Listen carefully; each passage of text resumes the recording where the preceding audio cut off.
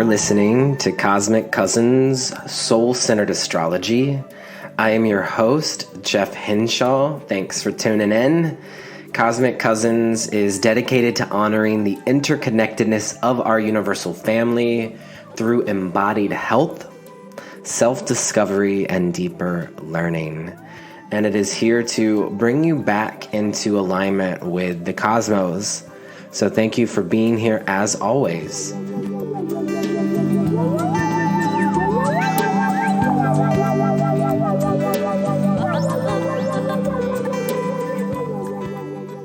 Hey, Cosmic Cousins. Welcome back to another week of the show. This is our podcast episode for the Libra Full Moon, right here in the heart of Aries season 2023. And I am out here in nature with my dear friend, soul sister, Adriana Rizzolo.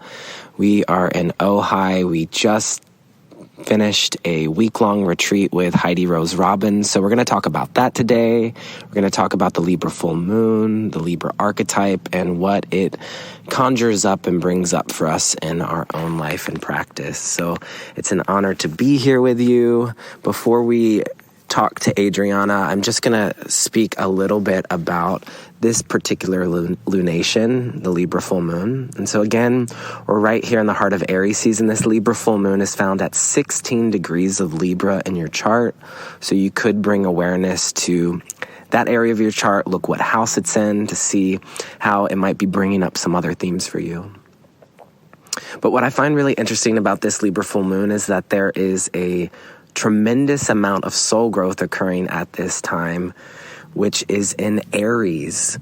So we have the Sun in Aries, Chiron in Aries, the wounded healer, Jupiter, expansion, growth, Eris, the warrior feminine, and Vesta, the devotional priestess, all in Aries. Woo!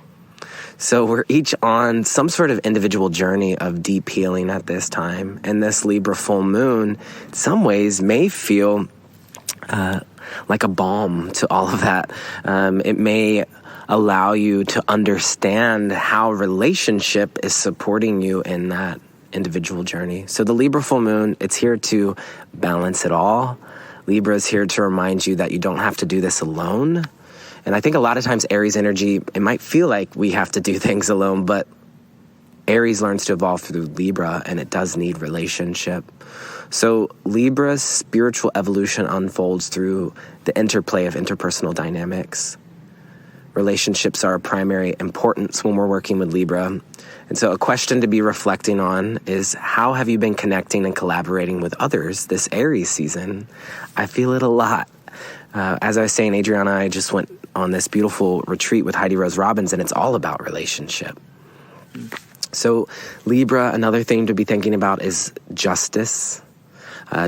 Libra also wants to help us evolve out of materialism. It's ruled by Venus, but it's an air sign. It wants to help us evolve out of materialism and into a deeper understanding of life's meaning. Libra gives us a greater perspective.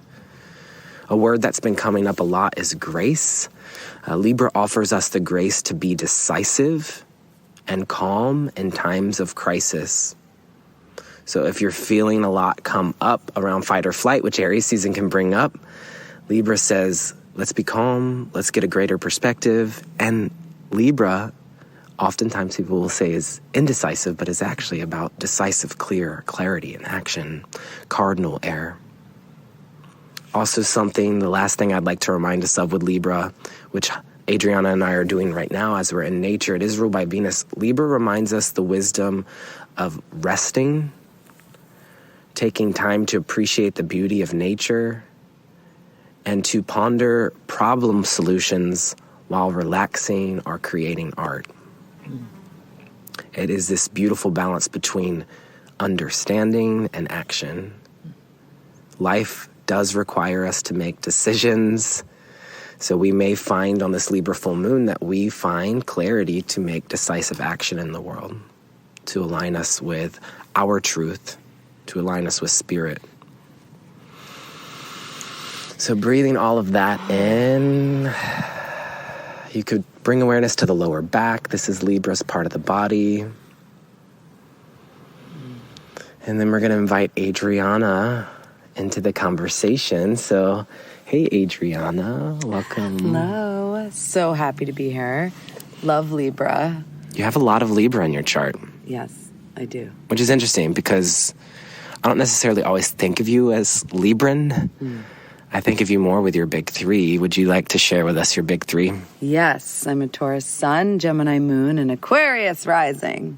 Yes, that makes you the sensual bull, Taurus sun, in your neighbor's backyard, Okay. Gemini moon. Always. Bringing people together in a circle, Aquarius rising. Forever. Forever in the circle with you all. Yes.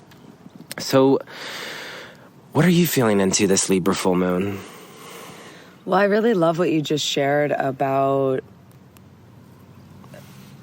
the power to make decisions. And for me, having some planets like Saturn and Pluto in Libra, I really feel like I've grappled a lot with how to work with just the discomfort of indecision, right? Which I think working with the discomfort of feeling indecision is part of finding that sacred clarity that you were speaking of, right? Because I think we assume when we're like, okay, I could take action, I could make a decision, you know, that moment comes as grace in my experience. It's like all of a sudden you're like, you have choice again, right?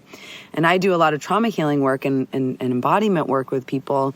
And that's really what it's about. It's like, how do we allow ourselves to work with what is this dysregulation or this discomfort that we're experiencing? How do we have that held in relationship to one another, right? If we're in a session, for example, how do you co-regulate with nature? And how do you co-regulate with spirit, which then allows that sacred clarity of choice to become possible? Because trauma robs us of choice. Yeah. Trauma robs us of the ability to dream and imagine, which I feel like Libra like holds so much potential for us to like create that beauty and create that connection, and we care about it. And sometimes when we really care about something, it's like, like if we're not having it, it's fucking stressful, you know, because we deeply love and we deeply care. So for me, I really like to feel into the ways that it's difficult to make a choice sometimes, but how when we hold that difficulty in certain spaces, like what you said, creating art with it, moving your body, dancing with whatever it is, bringing it into nature, bringing it on a walk, you know, then we become more and more open to that moment where clarity and choice becomes possible. Yeah. And for me right now, with so much focus in Aries and the astral weather, I feel as though like it's almost not even making a decision. It's like I have to take action now. Yes, yes. And I think it's so beautiful because, well, Adriana was like, well, why don't we go on a walk this morning? And we might find that people in our life are inviting us into this co-regulation. And it was also Adriana's idea to record this podcast episode out in nature, which isn't something I would normally do, but it feels so beautiful to do this and to share this with you. So I thought maybe it would even be nice for us to take a moment to pause and even share some of what we're seeing in the world around us so that we could bring people into this little portal that we're in. Yeah, well, where I live here in Ojai, there's been a lot of rain, which isn't typical because it's pretty drought-like here in Southern California. So since we've had so much rain, there's an abundance, more than I've ever seen in the past 7 years of coming here and then living here, of just green. What do you call these? It's like, looks like tall grass to me.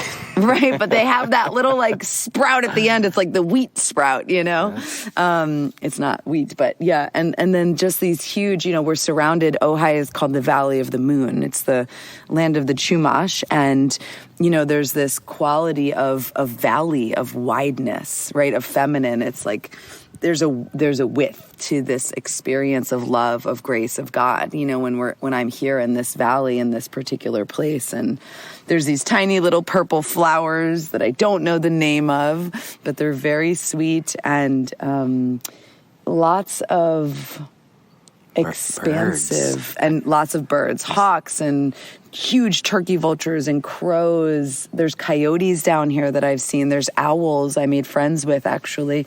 Haven't seen them in a while, but there's owls down here at dusk, and it's just, Yeah, it's steeping in that essence, I feel like, of the feminine, which to me, Libra really carries that essence of the feminine path of relatedness, right relationship to the earth, right relationship to one another, right relationship to the parts of us that we've been taught to hate, and finding right relationship through the willingness to just turn towards and lean into. Mm-hmm.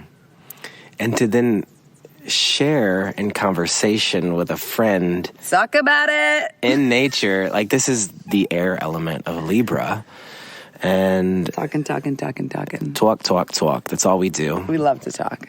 Yes. Connect through talking. Something else that's special right now, we actually came down to the same location yesterday to record, but it was so windy. Like, the air was just flowing through, so we couldn't record it. And we found a place where two rivers meet. And I think that's also special to this time of year too, because Ojai just got a lot of rain, so the river's really flowing. And we had said that these two rivers flowing and then meeting reminded us of the esoteric phrase for Libra. So I thought we might check in with that. So the esoteric phrase, which was written by Alice Bailey and that I learned through our teacher, Heidi Robbins, for Libra, it's, I choose the way that leads between the two great lines of force. I choose the way that leads between the two great lines of force. Again, we hear the decisiveness of the word I choose. Yeah. But it's the middle path. So you can sit with that on this full moon and just see what it brings up for you, how it might relate to where you are at right now. And actually, my dear friend Leticia, who's been watching Biji for me over the last 2 weeks, is going to share a message with us today on that esoteric phrase. So we'll have some more thought on that. But is it bringing anything up for you, Adriana? I choose the way that leads between the two great lines of force. Absolutely. I feel like my whole spiritual path and my whole path of embodying love is exactly that. It's like I'm generally drawn and pulled in opposite directions, like in my psyche, in my life. Sometimes I want one thing and then I want the exact opposite at the same fucking time. And then that's where sometimes that stress of indecision can creep in. But when I have the right support, which I do in my life, which is why I offer that support to others, holding these two poles, these two great forces, one that might be pulling me one way. Should I stay? Should I go? Should I do this? Should I do that? Right? When we can hold those, a new third option is born. It's like a very Jungian type of, philosophy, but it's also a truth that I've experienced over and over and over again. Like the true path of transformation, of birthing something new that is created from beauty, that is created from balance, right? Like what is balanced sometimes looks like holding an extreme in some way, right?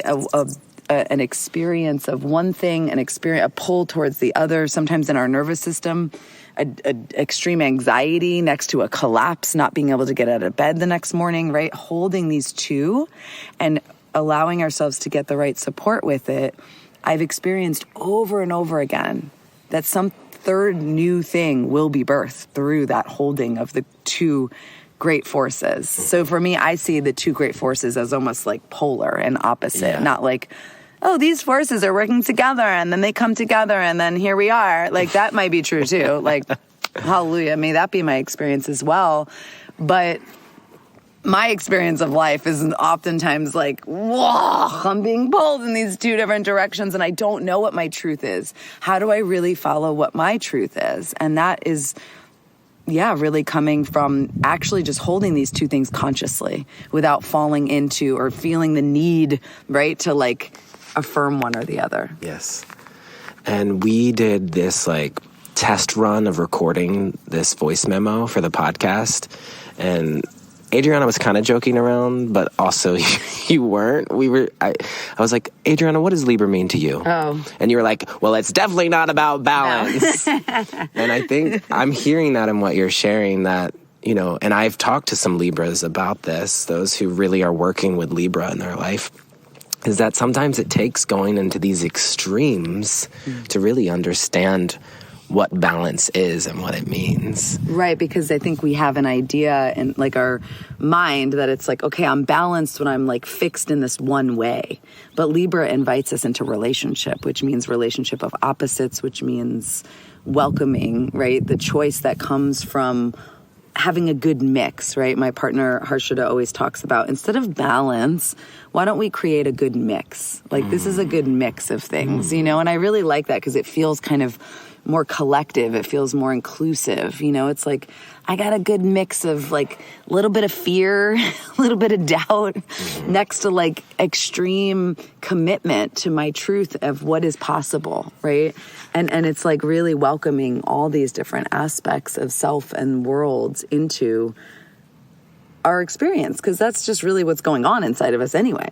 Yeah. And the balance comes from admitting that we're complex beings, but that our soul is love, and that love is inherent within us regardless of what we're experiencing on the human level. And even that is a paradox, right? To be held and to find a good mix of. Yeah. Yeah. So this morning we had a little bit of meditation practice together. We did do alternate nostril breathing, which I do think of with Libra. And then we chanted to Lakshmi.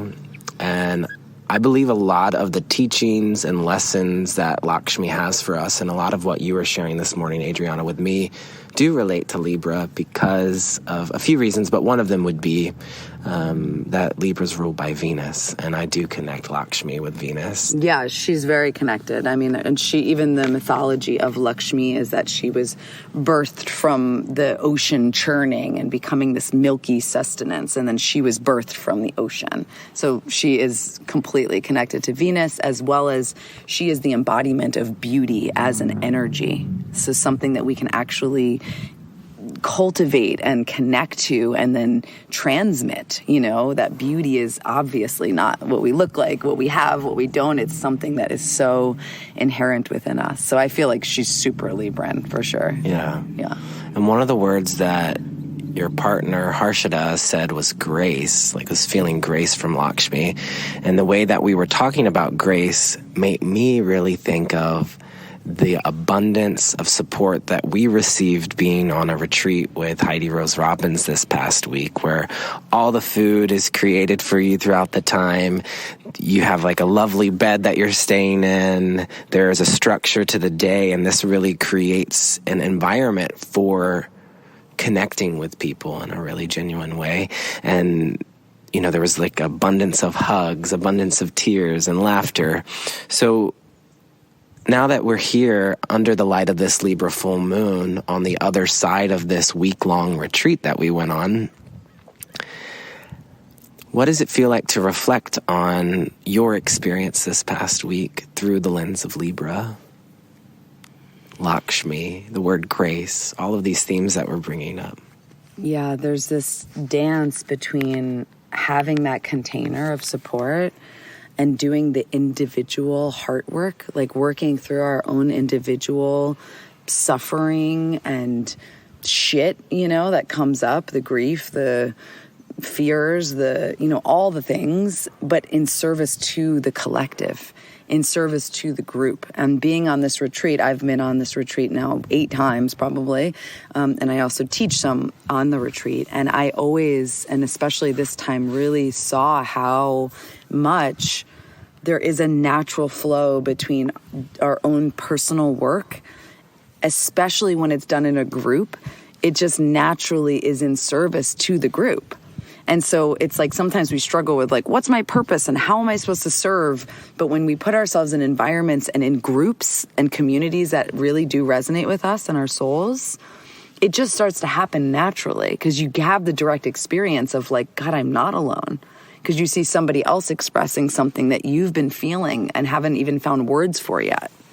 Or you know, just feel like crinkly, and normally you'd be home by yourself, so you would just stay in that. But instead you're here and you look in someone else's eyes and you remember, you know, that there's something else happening besides our own individual experience. And I feel like that is the Libra pull. It's like, it's not just to lose ourselves in the name of someone else or something else. It's actually to be in that dance of like, how can I stay here and become more me because we're connecting. Yeah. Like that's the highest form for me of Libra, is like the lowest I've experienced a lot, which is just like codependency. And I don't know who I am now because I'm in the group. I don't know who I am now because I'm fucking in relationship. Like, you know, I've experienced that really like insanely and very like I've almost died because of that experience. So we both have Libra in our 8th house. Yes. Talk about death. Yeah. And I have the South Node of Fate in Libra in the 8th house. And I just, as a little side note, astro wisdom and astro weather, I want to just remind us that the nodes of fate are preparing to shift from the Taurus Scorpio axis to the Aries Libra axis. Ooh. And so this next new moon that follows this full moon is a partial solar eclipse. We have Aries new moon, solar eclipse, and it's the second Aries new moon back to back this year, and it will be an eclipse. The North Node of Fate will still be in Taurus, but it will be shifting into Aries in July. So these themes that we're talking about, the Aries and Libra themes, are going to be some major soul growth themes over the next 18 months. So we had said that we are going to read a poem by Heidi. Heidi Rose Robbins, most of you know that. We love Heidi. Is an Aries sun. Happy birthday, Heidi, with Happy birthday. Mars in Libra, I believe. I believe she's an Aries ruled by Mars in Libra. So it's always cool to have people as examples that embody these polarities. A few that are coming to mind right now are Queen of Aries, Maya Angelou, is an Aries sun with a Libra moon. I know Alexandria Ocasio-Cortez is a Libra sun with an Aries moon. These are some people that are coming to mind right now. Powerful. Also, Cardi B, I believe, is a Libra with an Aries moon. So we love this poem that Heidi shared as one of the poems that closed out the retreat. And Adriana just messaged Heidi for that poem. Not with the intention to read it on this podcast, but I just thought it would be perfect because what's the title? I love you. And I'm seeing these heart tattoos on your right shoulder here too. Yes, the Libra's all about the love, right? And like finding right relationship. And I learned that from Heidi, like just those two words, right relationship. It's like taking that next right step, right? Like the only thing we can ever do, because relationship, as we know, whether it's to our own bodies, to the earth, to one another, it brings up our shit. It brings up our trauma, right? And when we're in that and we're opening to love, it's like, that's what we're asked to do, is take the next right step that then creates that right relationship. And I feel like it's such a beautiful opportunity. And this poem really, I feel like, encapsulates that. And when Adriana said that, I just checked the time, and we had been recording for 22 minutes and 22 seconds right when you said that. Ooh, and this next right step is a theme that came up for me a lot in the retreat, like in images that people handed to me or words that people were speaking to me, is just taking that next step. What can you do today to take that next step? And when we look at Libra's card in the tarot, it's the Justice card. And there's usually one foot that's like a few inches in front of the other foot that's like sticking out from underneath of Justice's robe. As if Justice is sitting on a throne with a sword and also scales, but is about to stand up. It's that next step. So this poem, we can keep that in mind too, but this poem is called I Love You. By Heidi Rose Robbins. With you, each and every one. I want to stand with you and breathe with you and laugh with you and cry with you. I want to live with you and rail with you and work with you and search with you. I want to grow with you, expand with you, discover with you, recover with you. I want to learn with you and yearn with you, rest with you, progress with you. I want to stand with you, offer my hand with you, grow my heart with you, fall apart with you.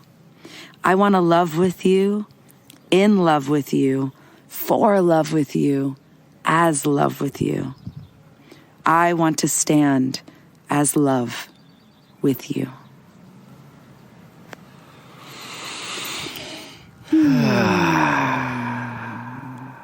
It's so nice. There's so many people that I want to read that poem to. I know. It really does connect you to your love, and when we're connected to our love, and the power of our love, our fear and they can't coexist. I mean, they're both always there in some way, but in somatic work and trauma resolution work, we're reminded that inner power is the thing that dissipates the fear again and again and again, and the great power that we carry to love.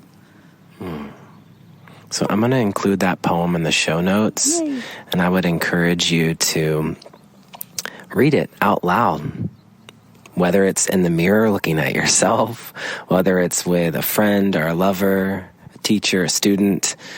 And thank you, Adriana, for being here with us on this gorgeous Libra full moon. Oh my goddess, thank you for having me. And thank you everyone for listening and for being generous with your receptivity, and to really know that when you're receiving, right, when you're listening to something that resonates with you and your soul, it's always an opportunity to really acknowledge how deep you can receive love, because I think that's something that we forget often. So I like to remind people of that when I share with them. And if things are resonating, it's there inside of you, and that's part of why it's resonating. Yeah. And you have a new offering. Yes. Yeah. Do you want to share about that? Yeah. Well, Heidi and I are actually leading a retreat at Kripalu, April 30th to May 5th. So I just want to say that. It's called Alive. In Massachusetts. And it will be astrology and the body, healing ancestral trauma through astrology and the body. So it'll be lots of writing and nature rituals and movement and dance and poetry and... Yeah. Sounds really casual. Yeah, it'll be really fun. Very nourishing. And then I have a new mentorship for Body Temple, which is the body of work that I share. And it's a 9-month mentorship. And we go through lots of different practices, including working with Lakshmi and learning about the nervous system, learning the languages of the body, because I think many of us are craving this new way of communicating and finding right relationship in our lives and within ourselves. And I've really loved to see people and myself find the liberation within by learning these different languages through the emotions, through our ability to dream and imagine and move and be in community together. So it starts April 22nd in Taurus season. Boom, boom, boom. But thank you. Thank you for having me and having me in your life, Jeff. You're just such a beacon of light for me, and you always have been, and you've always been there when I've really struggled and have shown up and have made me food, and it's just such a great joy and honor to know you and to feel you and to be in each other's orbits. It's just really, I'm so grateful. And you've done the same for me. Yay. Yeah. Yeah. So, Cosmic Cousins, we now have a special 2, actually, which feels very Libra. And I have 2 incredible humans who have recorded little bits of Libran wisdom for you. The first one is by Rebecca, who's going to share with us the numerology that's connected to Libra. And then our second message is from Leticia, who's going to offer us a reflection on the Libra esoteric phrase and also blesses us with a song.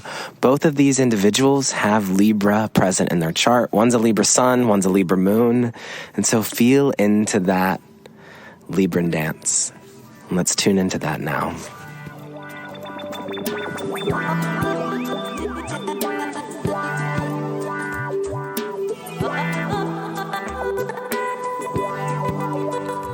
First up, we have Rebecca Scolnick, who is going to talk to us about Libra through the lens of 2 numbers, 7 and 11, and how they relate to the Libran theme of equanimity. Rebecca is a queer human lady, she, her, with moon in Libra, who uses magic and storytelling to support unlearning work and inspire new meaning making. Rebecca is the recent author of The Witch's Book of Numbers, Enhance Your Magic with Numerology. You can connect with her online at RebeccaScolnick.com. I'll put links in the show notes. And so let's tune into this message from Rebecca now.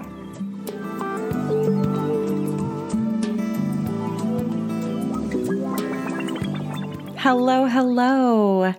My name is Rebecca Scolnick. Some people call me B, that's fine, like my Instagram handle at B Scolnick. And I am so honored and truly delighted to be here to share some spicy numerological information with you through the lens of Libra, which is my moon sign, and a sign that I just think is such a gorgeous experience, and what a great way to connect with it through this upcoming full moon. So in numerology, Libra really vibes with two numbers, the number 7 and the number 11. And we find the number 7 because we know that Libra rules the 7th house in astrology and is very connected to that energy. And then also we can find its connection to 11 from two places. First of all, 11 is the number that I personally use, and many do use, to denote the Justice card in the tarot. And also, if you reduce 11, which since it's a master number, we don't usually do that, but if we were to, we would get to its root number of 2, 1 plus 1 equals 2, and 2 is connected to the heart and the hands, and therefore to Libra, through Venus, its ruling planet. And when I was considering the cosmic weather that is happening around this Libra full moon and in Aries season this year of 2023, which by the way is a 7 collective year. If you add up 2 plus 2 plus 3, you get 7. So we are all swimming in the soup of 7 this year in terms of its Libra energy. But when I look at the cosmic weather, it is rough out there. Getting better, but definitely still in the middle of the mess.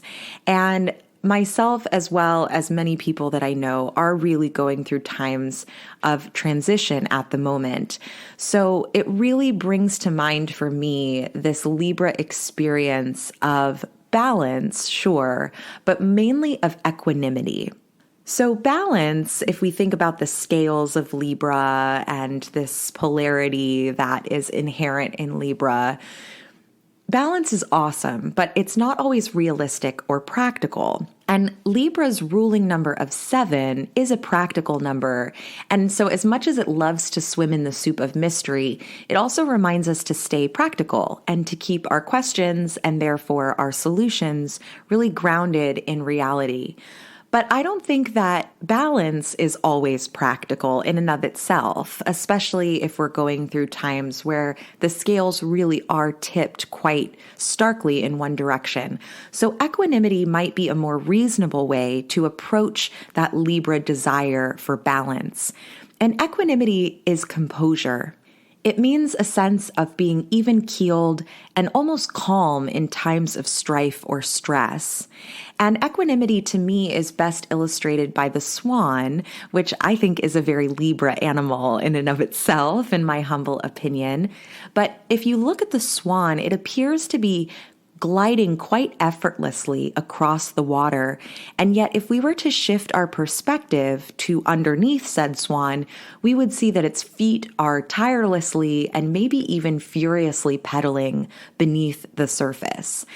So this idea of appearing to be quite calm and composed and together while working really hard kind of underneath the surface to keep that appearance up. But equanimity is also a huge part of Buddhism. So it's one of the 4 sublime attitudes, and it's considered by Gil Fronsdal, who is a Buddhist teacher in America, to be neither a thought nor an emotion, but rather the steady conscious realization of reality's transience. And I just love that language, a conscious realization of reality's transience. And it is the ground for wisdom and freedom and the protector of compassion and love. And now, of course, there are 7 mental qualities that support the development of equanimity. There's your 7 again. But I want to touch on equanimity and this idea of reality's transience through the master number of 11. So 11 exists outside of the spiral, outside of the building block numbers of 1 through 9. And it's said to sit kind of on top of the snow globe and look down and see like the ideal way to do things. And so this 11 energy can actually help us to pop kind of up and out of the mud of whatever sticky situation we're in or liminal transient space that we're in and kind of get our bearings a little bit more if we want to use that. And it also reminds us that we are more than just this body, that we are more than just this earthly presence, that we can always connect to that divine or that psychic space, even if that's just our quote unquote higher or favorite self. And so through tapping into 11 energy to stay connected to the notion that this too shall pass, the notion that everything is transient, right? Reality is transient. It's always in motion. And that we can also always find that place of composure, that place of center and of rising kind of above the fray. So this Libra moon, we can really, no matter what is going on in our lives, we can use these concepts of equanimity, this practice of equanimity through this master number of 11 to just remind us that we are not our experiences, that we can find this center, we can find this balance, and maybe even some beauty and joy, these other Venusian Libra qualities and experiences, that we can access that really at any time. I hope that no matter what you are going through this full moon, that these ideas can start to spark some things for you, or even just bring you into a moment of deep inhalation and exhalation, knowing that even if it's just one breath, that you can always find that place of composure within yourself. I'm sending you so much love and comfort this Libra full moon. I hope that it is beautiful no matter where you are finding yourself in the liminal space. And if you would like to continue this conversation with me further, you can check out my work on Instagram at @bscolnick, online at RebeccaScolnick.com, or you can read my book, The Witch's Book of Numbers, Enhance Your Magic Through Numerology, wherever books are sold. Thank you so much and happy full moon.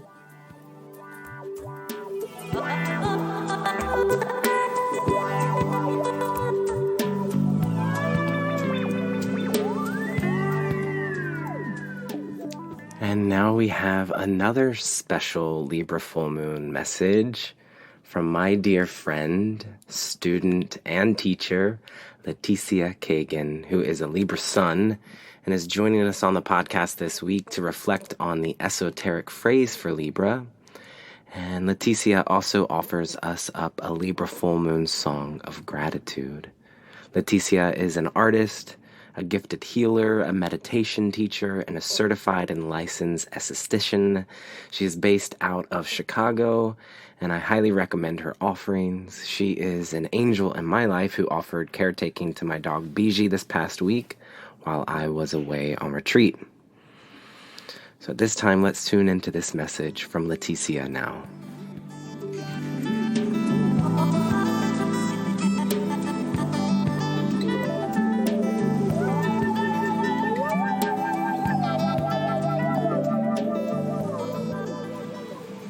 Thank you. Thank you, noble ones.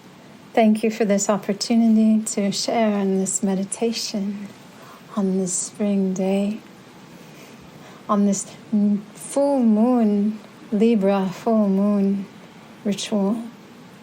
So if you could, come into your sitting, come into the pause, and bring yourself to the sitting. And by sitting, I mean meditation. And by meditation, I mean taking the pause And you could take this pause in a mindful way, and you could take it walking, standing, sitting, or laying down. Could you bring yourself to the pause? Taking this moment to bring your breath into your body. Being here in present time, your breath in your body, being here now in present time, here between heaven and earth. In those words taught to me by my teacher, and this phrase taught to me by my teacher, Jeff Hinshaw, and this phrase during this Libra Full Moon, this contemplation. And could you hear this phrase, and could you take the pause and feel the words and feel what comes in for you? And breathe. I choose the way that leads between the two great lines of force. Those words. I choose the way that leads between the two great lines of force. And breathe. And when I hear this phrase, for me, I think about the dualities in life. I think about heaven and earth. I think about spirit and embodied. I think about life and death. And I think about the choices we make to walk between those two places, those two great forces in all of duality. And I consider what the question is that this Libra full moon is asking of me. And I have to think back to what the Aries new moon asked of me. And there is my duality, where the Aries new moon was asking of me, who am I really? And the Libra full moon is asking of me, and who will love me really as I am? And when I come to the middle, and when I bring my heart to it, and I bring that question into my heart, the answer is me. Me. That is the place where I will lead from. That space between the two great lines. So breathe and come into your sitting, all in all body, as I share these words from this beautiful poem shared with me by the Lady Valenti. These beautiful words from the great Mary Oliver, from the warm moon. And the name of every place is joyful. The season of curiosity is everlasting, and the hour for adventure never ends. But tonight, even the men who walked upon the moon are lying content by open windows, where the winds are sweeping over the fields, over water, over the naked earth, into villages and lonely country houses and the vast cities, because it is spring, because once more the moon and the earth are eloping. And this love match will bring forth fantastic children who will learn to stand, walk, and finally run over the surface of earth, who will believe for years that everything is possible. And probably everything is possible. And breathe. And I leave you with this parting in my tradition. May our circle be open and yet unbroken. May the love of our Goddess be ever in our hearts, and merry meet, and merry part, and merry meet again.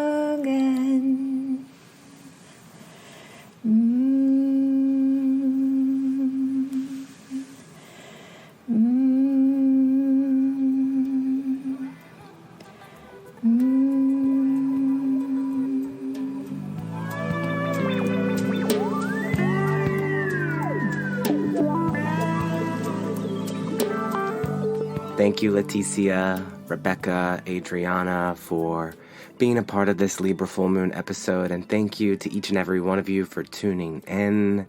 A special thank you to the Patreon supporters of the show.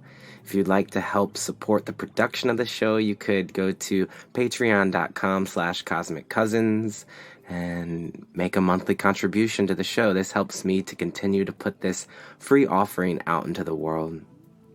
I also have availability for deep dive astrology readings, tarot healing sessions, and one-on-one astrology and tarot mentorships. If you're looking for someone to hold space for you as you move through this transformational portal, I would be honored to hold space for you in this way. There are links in the show notes. I'm wishing for you an illuminating and healing Libra full moon. Our 3 phrases, I did not mention them at the beginning of this episode, and I always do, so I'll leave you with these, and perhaps they will be a launching pad for deeper exploration on this Libra full moon. I collaborate, I compromise, I choose. I collaborate, I compromise, I choose, and so perhaps you pull a card for each of these phrases. If you post it online, please tag me, and I'll reshare it, and I'd love to hear from you. So again, this is the Libra full moon on April 5th of 2023. Sending you off with a lot of love. Take sweet care, cousins, and remember, deep breaths.